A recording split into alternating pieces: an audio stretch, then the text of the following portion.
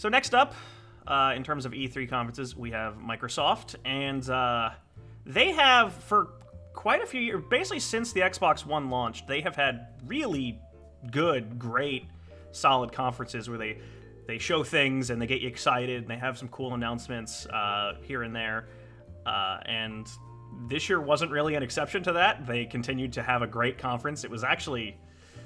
God, it was even better than I think it was the best conference they've had in years, and they've had great conferences for a number of years, with just one big problem that always plagues Microsoft's conferences. But just like last time with EA, I've got notes, got a lot to go over.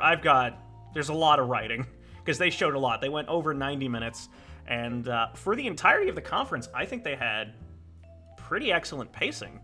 There were a couple things that I'll touch on that maybe messed with the flow a bit, but it was just game, demo, trailer, announcement, game. Like, they really brought it. So first, they, of course, started by talking about the Xbox Scorpio, announcing it, and getting most of the details for it out of the way. They saved the price for the end, for some reason. I don't know why you can just throw that at the beginning, but it is no longer called the Xbox Scorpio. That is just a code name. It is called the Xbox One X, which I kind of think is a dumb name. I mean, console names are kind of dumb inherently, let's be honest, but it sounds like you're saying Xbox One and then you stutter. You know, it sounds like Xbox One X.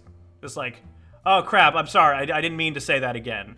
So, I don't know, not the best name. Like, I don't know what you would have called it besides that. Like, I don't think X Pro, like, that's stupid. Xbox 4K, that kind of implies it's only for 4K stuff. But, I don't know, whatever. The name, we'll all get used to it, like the Wii and all the other stupid names that we've had over the years. We'll get used to it. And it's coming out this November, November 7th. It'll retail for $499, $500, which is pretty much what I was expecting. Because if it is apparently the most amazing, powerful console that has ever existed, which is what they are touting it as, and it really improves the gameplay. It could improve the gameplay through the frame rate, but if it really is like that much of a powerhouse, then it's like you're paying a premium for premium hardware. So it does make sense to me. And then they threw out a bunch of stuff: 6 teraflops, 12 gigs of memory, 326 gigabytes per second of bandwidth, true 4K. Going over my head, kind of doesn't mean a ton to me. I still don't know what a teraflop is, but during the stream, when I watched the conference, I did have people in my chat saying, like, that's actually really, that's like a high-end PC. It's pretty much, I guess the console is on par with the PC that I have right now, so for a console, that's really good. That is indeed powerful. They came out and said all Xbox One accessories are backwards compatible. You don't have to buy a bunch of new shit for this new thing, which is great. They said that there would be improvements to existing games, which I'll touch on again later, because they did say something that kind of gave me a little pause. But they said, like, so games that already exist in the Xbox One library are going to be improved. Super sampling, which again, over my head, I don't know. I'm not a technical guy. So 1080p is going to look better as well. So even if you do not have a 4K machine, you'll still get an improved experience. Which, because last year when Phil Spencer announced the Scorpio, he came out in interviews and he basically just kept saying, if you don't have a 4K TV, you don't need to bother with the Scorpio. If you don't have it, you're not going to be able to take advantage of the system, so you're good. Just use your regular Xbox. It seems this year they've now, turned that around and are like, no, man, it's good for everybody. 1080p. Even if you don't have 4K, you're going to have a way better experience. It's going to be great. So, sure. And, it's going to be $599, or $499, and they also said it is the smallest Xbox that has ever been made. Like, they went through it has a liquid cooling fan system and some sweet chips. Again, don't know. But if it's the smallest Xbox ever, like, I mean, the Xbox 360 smallest model was pretty small, so if that's true, it's actually pretty good. It'd be about the size of, I don't know. I'm trying to think of something to compare it to, but I don't know. If you can get all that power come back, that's a good thing. Because one of the big complaints of the original Xbox One is that it is kind of a large hulking beast in your entertainment system. So Now this is when they go with just games and games. They said, we're going to show 42 games, 22 of them are going to be exclusive. Now, given the fact that they had about almost 2 hours, they're not going to be able to focus a ton on all the games. So what that means is a couple extended demos, some trailers, and then like a montage somewhere in the middle where it's like, here's 20 indie games, go. And that's basically the format that they had. So they started off with Forza Motorsport 7, which, if you're going to show off the graphical fidelity of your system, a car game is a good way to do it. Cars are easy to understand for a mass audience, and you can make cars look really good. Cars have looked great in games for a number of years. Did something dumb where they brought out a car on stage. It was the new 2018 Porsche, and they kept saying Porsche, which I guess is the right way to say it, but this is America. We say Porsche. I've always said Porsche. I'm not gonna add Porsche. There's not an AH on the end of the word, so it's Porsche. And yeah, they brought out a car on stage just to be like, hey, this car is gonna be in the game. Who cares? Like, I thought we were past the bringing the car out on the E3 stage. Like, that doesn't help anything. So it just seems like a waste of money and resources to me. But hey, Forza's a great series. It continues to look like a great series. And cars are good graphics. I like car graphics. They're really nice. Next up, which was a bit of a surprise, was Metro, a new Metro game, Metro Exodus, and it was an impressive looking demo, where it seems to imply that it's going to be an open world game, because the guys at 4A Studios who make Metro, they previously made Stalker games. And the Stalker series is this big open world thing. It's very similar in style to the Metro games. It was just open world and a lot clunkier. So it seems they're kind of going back to their roots and doing an open world Metro game, which could potentially be super awesome. The issue is that I very quickly realized during that demo that it was not gameplay. It's kind of that thing where the movement is not at all natural to how you'd expect. Like, the camera's very swimmy. Like, it's too like smooth. So I don't think that was actual gameplay. Maybe it was in engine, so like the visuals still like showcase what the game will look like. But I really don't think that was actual gameplay, personally. Maybe I'm wrong, but that's the feel that I got. But still, it was a cool announcement that we're getting that. Then there was Assassin's Creed Origins, which people have known about for months. That got leaked a while ago, although I didn't actually know anything really about it. I knew its name, and, you know, based on the implications of its name, it's going to be probably a prequel to all the other ones. But I didn't know it was taking place in Egypt. Sliding down pyramids and stuff looks really cool. They are taking a page out of the book of Far Cry Primal, and you can send a hawk or an eagle, whatever, up in the sky and do recon, which is neat. Had a really cool shot where he jumped off of a building and shot a guy with a bow in slow motion, which was neat. So instead of just doing an air assassination as I expected, he instead did a sweet bow shot, which was nice. Stabbed a guy through. It was really cool. It's going to have RPG elements and a loot system, so you will be leveling up the character whose name I forget. I didn't write it down. So you'll be leveling him up. You'll get new gear for him. You'll get loot drops, because every game has to have loot drops. But sure, why not? The combat does seem significantly different, though. For most of the other Assassin's Creed games, the combat was incredibly simple. Where it's basically, hey, you're surrounded by guys, parry, dead, parry, dead, parry, dead. This one instead seems to have some thought into it. You have to like dodge and parry and focus on specific enemies instead of just being a zoomed out view where like it's just you in a crowd, you kill everyone. It seemed more hands-on than the combat has been in Assassin's Creed, which is good. It seems like that extra year of development was a positive, personally. And it's coming out in October. Oh, also, he had magic arrows. Like, basically the way I can describe it is he fired his arrow, and then like the camera shifted to the arrow and you could control it, and it kind of doesn't make much sense to me in the Assassin's Creed games. Like, how is he doing that, like, from a world standpoint? But I mean, whatever, it's not that big a deal. Also, there was a giant snake. There was a giant, like, What?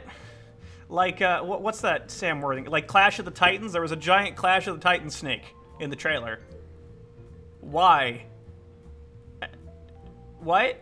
Like, that just, it kind of seemed out of place to me, personally, given Assassin's Creed, but I don't know. I mean, cool, let's fight a snake. I'll assassinate some snakes. I'm fine with that. Next, they announced that PlayerUnknown's Battlegrounds is coming to the Xbox One, which is a very good get for Microsoft. That game is big and huge, and people love it. And now you can play it on console starting later this year. I think it was this fall. And there's not much to say about that other than it's a really good... That's a good grab. That was very smart of Microsoft to get, because people love that game. Then a very brief trailer for a game called Deep Rock Galactic, which seemed to... It was kind of Minecraft-y in a way, in that you're essentially this team of dwarves, and you're moving through a tunnel system, and you're collecting resources and tunneling your way through things, but you're also fighting like bug enemies. It looked like 4-player co-op, so it looked neat. There wasn't much to it because it was just like a 2-3 minute trailer, but it still looked, it did stand out. It was cool.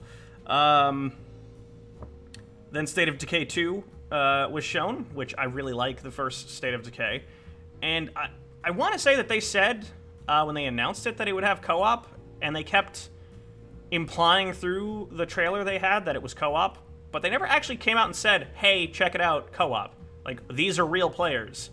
So, I'm actually not sure anymore. I think it is, but I'm not sure anymore. Although, it looked like more State of Decay. You're searching houses, driving cars, fighting zombies. And, yeah, it went on a little long for my taste. I think we got the point of it before it was over. But still, I'm good. State of Decay 2, I'm cool with it.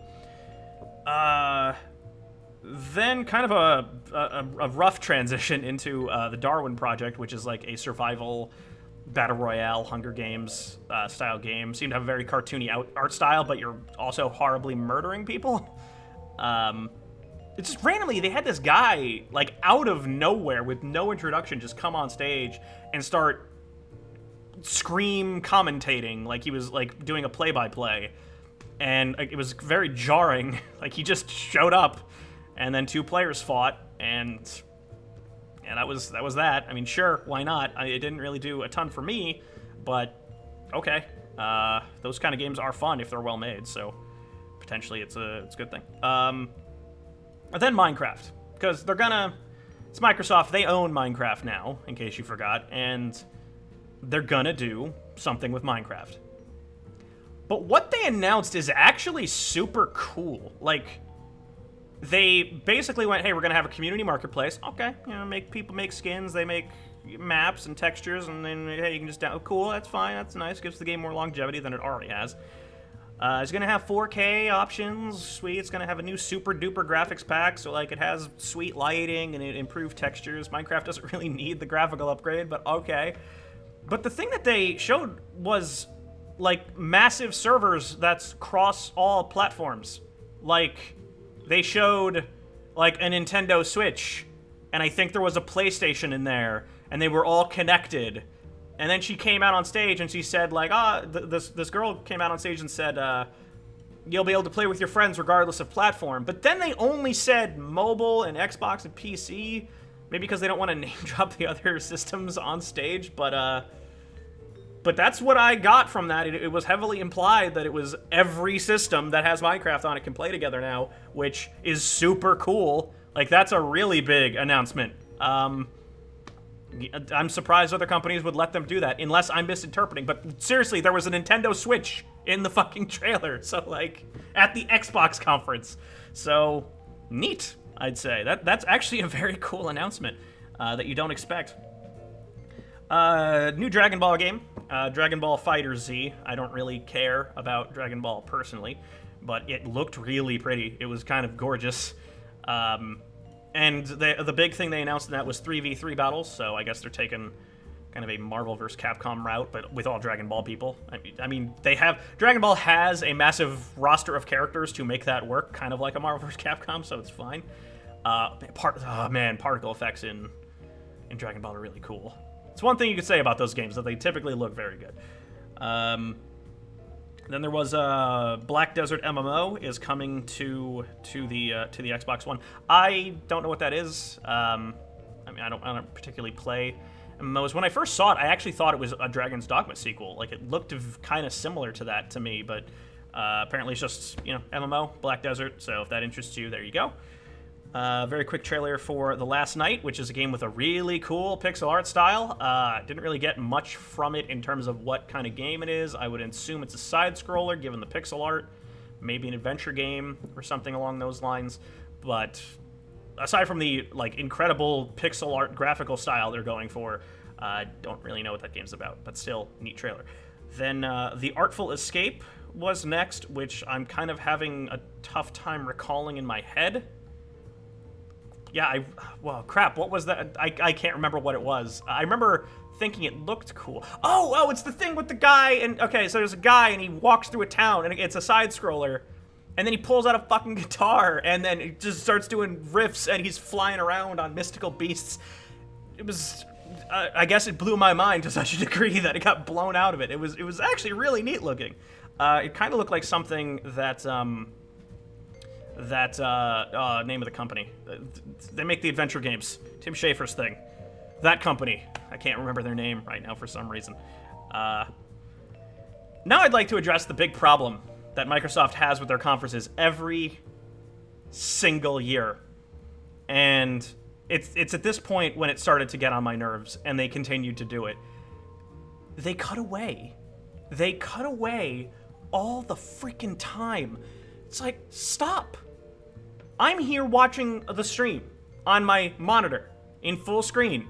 I would like to see the games you're showing me. I would like to see the trailers that these people put a lot of time and love into. But for just about every single game they showed, they can't help themselves. Microsoft feels the need to cut away from the full screen view and show a camera back here to be like, hey, look at the backs of the audience's heads and watch the game demo on a screen.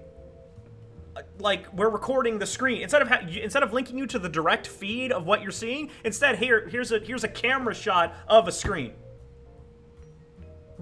Why? Like, I have the ability to watch the feed directly. I'm not in the audience. I don't need to see what the audience is doing, because it's not like some people might think like, oh well, Craig, reaction shots. They want to show how hyped the audience is. It's the back of their freaking heads. You don't see you don't see their shot. You don't see their reactions. It's nothing. It's just a bunch of people. And okay, back to the game now. And they do it every freaking time. They do it every freaking game. Like, I want to see the game. I don't want to see the backs of these people's heads. And if it happened every once in a while, like, I could kind of get past it, but literally every fucking game. Every game demo, let's cut away. Let's stop showing the cool thing that you want to see, and let's show it to you from all the way back there in a different camera. And Microsoft, every year they do it, every year it's annoying, and they keep doing it, and I don't know why. It's the worst part of their presentation every year, because you don't want to see that. You want to see the actual game. You want to see the full direct feed. Sometimes I do understand it, because there are times they have like this multi-screen setup where there's something happening in the middle screen, like a guy shoots over there and then the bullets like go off screen, guy shoots over there, the bullets go off screen to the other monitor. I can kind of understand wanting to show that, but I also don't care. And they also do it for presentations that don't utilize the screens. So, stop. I don't want to see a camera view of screens. I just want to see the direct feed. Please, Microsoft, stop. Please. Nobody likes it. Stop it. Anyway, then they showed Code Vein, which is some kind of action RPG anime game. It kind of looked Dark Souls-y to me, just with, giant googly anime eyes. It was just a trailer, so not much on that, but I mean, it looked neat, so all right. Then extended presentation of Sea of Thieves. I think it was I can't. Do I dare to say it was the best thing they showed? Because it was so cool. They had this really like cheeky British narrator who grew on me. I ended up liking him a lot. And they actually showed what that game's about. They showed this crew of 4, and thankfully it wasn't like that fake talky like hey man, you want to go check out that island? It was just a narrator while these 4 players ran around. So they showed them exploring underwater. You can jump off your ship at any time and dive under the waves and explore like shipwrecks and stuff. That was neat. There's sharks, which I don't like. Video game sharks, they freak me out. I don't like being attacked from all these different angles. Granted, I know they're cartoony sharks and stuff, so it's dumb, but sharks, and I don't like it. I don't like dealing with sharks in games. Delete them. Get rid of them. They're stupid. Showed them going onto an island and doing some exploring. They showed some combat where they fought skeletons with like blunderbusses and muskets, and that seemed cool. They explored a cave. They had a riddle that they found a riddle, and they had to solve the steps of it on this island and find out how to get the buried treasure, which then they had to dig for. Really neat. They showed they briefly showed like the map while they were plotting their waypoint to the next location. The map looks huge. Like, it looks like there's going to be a ton to explore, lots of islands, and I'm assuming that there'll be plenty of shipwrecks and underwater caves and stuff like that to look through. So potentially you could be playing that game for a long time. Ship battles, like this huge raging storm came in, and the players were on their ship, and then this other ship came in, and they were firing cannons at each other, and I was like, are those other players? I hope those are other players. Like, don't just let that be an AI ship. Because they said it's a shared world, shared experience, which I was hoping meant there's a bunch of players running around and not just share with your 4 buddies and then everything else is, AI. And they did this really cool shot where the guy whose camera they were following, he jumped into one of their cannons and fired himself. They had actually done it a little earlier in the demo. You watched another player do it from like an outside perspective, and you're like, that was cool. But then they actually had the guys whose camera you're watching jump in the cannon and launch like 300 feet, lands on the deck of the enemy ship, which is full of other players, kills all of them, and then he falls into the water and gets eaten by a shark. So, but that, it was so cool. Like, the possibilities, the adventures I can imagine my friends and I going on, was awesome. That demo was incredibly impressive, and it got me incredibly excited to play that game. I think I might have missed a release date. I think maybe they said next year, 2018. But I want to play that game right now. I want to play that right now. It's so cool. Dan, if you're watching this, we got to play that. Incredibly short trailer for Tacoma that really didn't show much, so there's nothing really to say about that. New cartoony platformer game got an extended demo, or extended trailer, I should say, called Super Lucky Tail. This little cartoon fox jumping around and collecting coins. Trailer kind of went on a bit too long. Like, there's only so many times you can watch a fox jump and collect coins where you're like, I get it. So maybe a little bit of a stretch there, but still, it's appealing. Microsoft typically does a very good job of showing a bunch of games that appeal to a bunch of different audiences of different age range. So that's one for the kiddies. What's next? Cuphead got mentioned, finally. Cuphead has kind of been missing for quite a while now. And they didn't need to show an extended demo. They didn't really need to show a ton. Just people wanted to get some kind of update on Cuphead, and they did. They showed a very, very brief trailer that announced that it was coming out in September. September 29th of this year. So it's about time. Cuphead has always looked really neat. So it's glad to see that it's not dead, which some people feared. Crackdown 3 got a gameplay trailer with Terry Crews in it. I mean, sure, if you need a guy to represent blowing shit up, Terry Crews is not a bad choice. And yeah, but it was just kind of a montage trailer, a bunch of guys jumping around and shooting and blowing stuff up. It looked like Crackdown, so that's kind of all I can say about it. It looked like Crackdown. Hopefully it has, variety and fun, unlike Crackdown 2, which did not have really either of those things. Then they did a montage, which showed a bunch of games in quick succession. So quick that I didn't get to write a lot of them down. I got to write some of them. Path of Exile is coming to Xbox One. Great get. That's a great game. You should play it. It's Diablo style, free to play. Game called Robocraft. There was a Fable card game in there. Dark and Light, which I think had a dragon in it or something, if I remember. A game called Riverbound. Hello Neighbor is coming to Xbox. Game called Shift and Conan Exiles are the ones that I managed to write down. That's probably only about half the games that were shown. But still, it shows that they have a good portfolio of indie games coming to their systems. So that's good. Then a game called Ashen, which had I think there was real gameplay in there, but it had a very cool-looking art style. I'm trying to think of the name of the game. There was a strategy game that came out, or a turn-based strategy game that came out on the Xbox One a little while ago, that I can't remember the name of right now, and it has an art style similar to that. That doesn't help. If I can't remember the name of the game, it doesn't really help. But still, it looked neat. It did look neat. I think there was actual gameplay in there of people walking around and fighting stuff, and sure, why not? I don't know if it's co-op or not. It focused on two characters exploring together, so I don't know if it's you and an AI partner or co-op. I have no idea. Then Massive Chalice is the name of the game I'm thinking of. That art style. That is what I'm thinking of.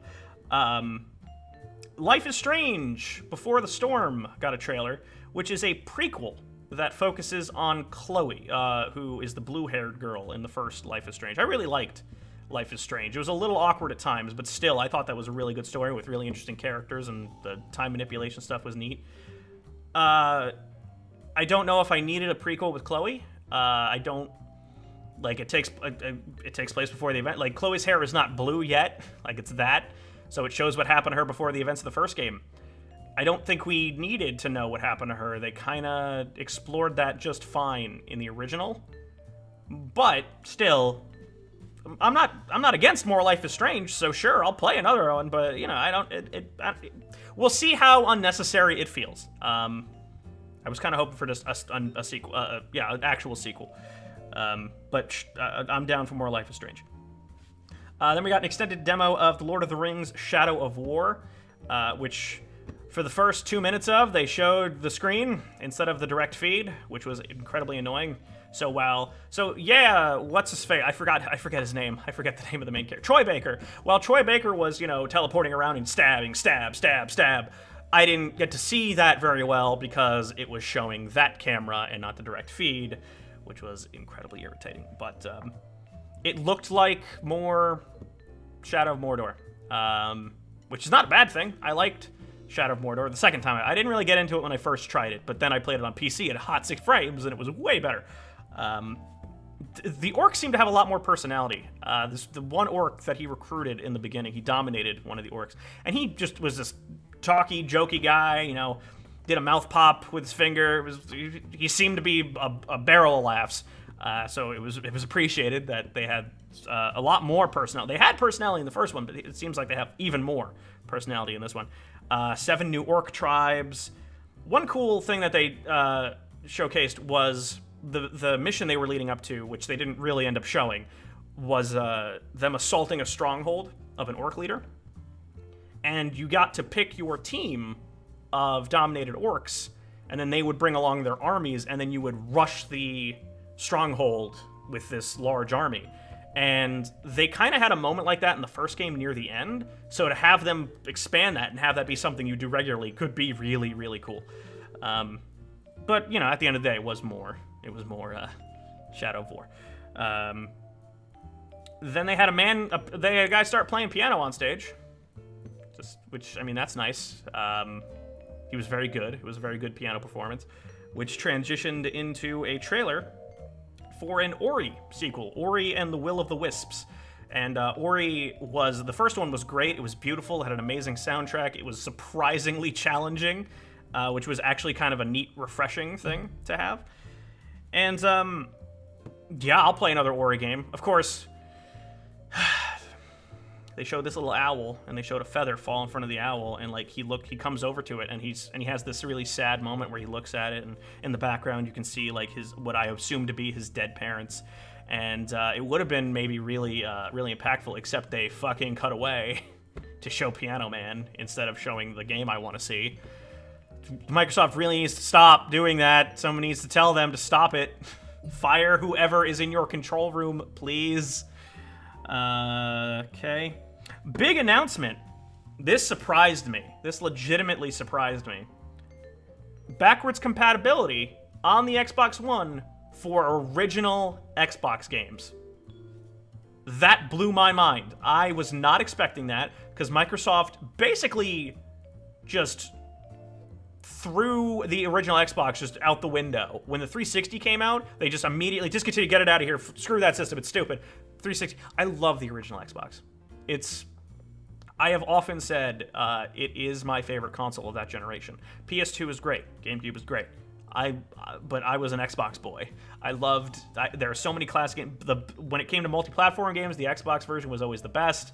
It had amazing exclusives. I'm not saying it had tons and tons and tons, but what it had was really good. And so, yeah, they're working on compatibility for original Xbox games on the One, which is super cool. So I guess that means if you have an original Xbox discs, it would work. Or are they going to start selling? They'll probably start selling. Hopefully they're cheap. Hopefully they're like $10 or less. But they did announce that Crimson Skies is going to be one of the games coming. I never played Crimson Skies. I know it's revered. People love Crimson Skies, but I've never played it myself. And that's all happening this year, and that's really cool. I would love to go back and play a lot of original Xbox games. Hey, Ubisoft, bring back Splinter Cell Pandora Tomorrow and Splinter Cell Chaos Theory. Make the multiplayer work again, and put them on the store. Cool? Are we good? Yeah, we can do that, right? Awesome, thanks. I look forward to the announcement. It's never going to happen, but I wish it would. So, remember earlier I said when it came to games running better on the Xbox One X, it's a weird name to say. Xbone X, I think is the easiest way to say that. Phil Spencer came out and said, free updates. If you have an Xbox, if you get an Xbox One X and you already own Gears of War 4, Halo Wars 2, Minecraft, Killer Instinct, and something else, I forgot what the fifth game was, then you'll get free updates that improve your experience on the Xbox One X. Which kind of gave me pause, because, like, why did you need to say they were free? Does that mean people are going to charge for updates? Like, he did say after that, like, we're working with third-party developers to improve... To improve, like, their existing games, including Resident Evil 7 and other thing. But, like, the way he... like, yeah, I would expect the updates to be free. It's kind of weird that you went, for these 5 games, free updates. Like, that seems to imply something to me. Maybe I'm thinking too much about it. Maybe I'm just overthinking it, but it gave me pause. So, maybe look out for that, because I was a little bit worried. And finally, yesterday at EA's conference, they teased Anthem, BioWare's new game, new IP. And at the Xbox conference, we got an extended demo. And it looks incredible. It looks really cool. So at first, they start off with this first person that I believe is a cutscene. I don't believe it was actually any kind of gameplay at all. But they had this first-person cutscene where this guy talks to you with really amazing facial capture. And he tells you, oh, I need you to find my team. Please help me. And then you hop into this big hulking exosuit kind of thing. And you got into this open world. And it has drop-in, drop-out co-op, which is really cool. Again, I said it's open world, so they're on the top of this massive, like, structure, this massive tower. Because I guess the story is that you're in this city that's walled off from the outside world for protection, and you're part of an elite group that goes out and tackles the dangers and tries to accomplish tasks. And they leap off this tower, and then jetpacks activate, and they're just flying around. They're just flying around, flying through tunnels, you know, flying up, flying down. At some point, the character dives into the water and is jetpacking underwater. It looked incredible. It looked like so much fun. What else they got? Apparently, there are going to be different suits that have different attributes, different loadouts. There is a gear and a loot system, so you find pieces in the world, you find weapons in the world that you can use to upgrade your character. The characters did have levels next to their names, so I would assume that the character also levels up. They had at least up to 4-player co-op, because they started out with 2, and then 2 other guys dropped in, and they all started flying together, and so at least 4-player co-op from what I've seen. It looked really impressive visually. What else we got? The combat is third person, kind of reminded me of a Mass Effect or a Mass Effect Andromeda. shooting dudes and, you know, blow them away, and it's fun. They had abilities like a mortar. One guy had a mortar where he launched and it blew up a bunch of guys, and that was cool. It was great looking fire effects. Then I don't know if it was also a mortar, but then the player character she had a missile system where she locked on to like 10 different enemies and fired a barrage and blew them to hell. That was a lot of fun to watch. And it's coming out sometime next year. Like, it was an incredibly, it was a breathtaking demo. Like, if that's what BioWare has been working on, it really explains what happened with Andromeda, because clearly the A-Team was doing something else. Clearly, the A-Team was not working on Andromeda. They were working on Anthem, and yeah, Anthem looks potentially amazing. It was a great closer. It was a great way to close out that conference. Yeah, I look forward to that game. So overall, Microsoft's conference, it was incredibly strong in terms of what they showed. They kept up a good pace. There were a couple, like I said, State of Decay and that Fox platformer game. Their presentation went on just a little too long, like a minute and a half too long, I think. But for the most part, it was just like game, trailer, announcement, game, demo, trailer, announcement. Like, it was really good. Like, they took a page from Sony's book the last couple of years, and like they cut most of the fat out of their conference, with the exception of the car at the beginning. That was incredibly unnecessary.